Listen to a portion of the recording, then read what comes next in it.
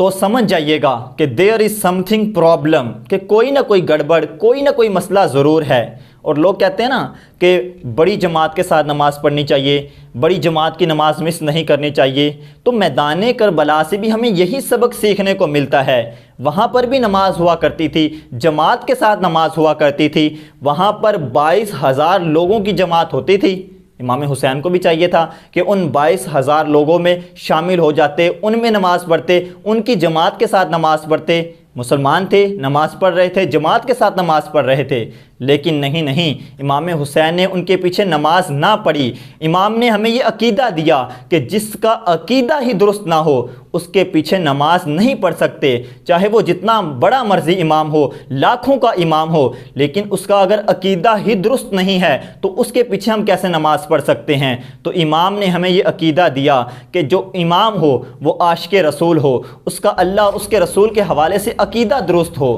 تو اس کے پیچھے نماز نہیں پڑھنی جس کے اللہ اور اس کے رسول کے حوالے سے عقائد ہی درست نہ ہو۔ جس کے سامنے نبی پاک صلی اللہ علیہ وآلہ وسلم کی شان کی بات کی جائے تو اس کے چہرے سے مسکراہٹ ہی غائب ہو جائے، جس کے سامنے صحابہ کا ذکر کیا جائے، اہل بیت کا ذکر کیا جائے تو اس کی مسکراہٹ ہی غائب ہو جائے، تو اس کے پیچھے نماز نہیں پڑھنی۔ امام نے بھی ہمیں یہی عقیدہ دیا ہے، کربلا سے بھی ہمیں یہی سیکھنے کو ملا ہے کہ نماز اسی کے پیچھے پڑھنی ہے جو ایک سچا عاشق رسول ہو، نماز اسی کے پیچھے پڑھنی ہے جو صحابہ کرام علیہم رضوان کی عظمتوں کے ترانے بھی الاپنے والا ہو، جو اہل بیت کے فضائل و مناقب بھی بیان کرنے والا ہو۔ نماز اسی کے پیچھے پڑھنی ہے جو ایک سچا عاشق رسول ہو۔ میدان کربلا سے ہمیں یہی میسج، یہی سبق ملتا ہے کہ جو امام ہو وہ ایک عاشق رسول امام ہو۔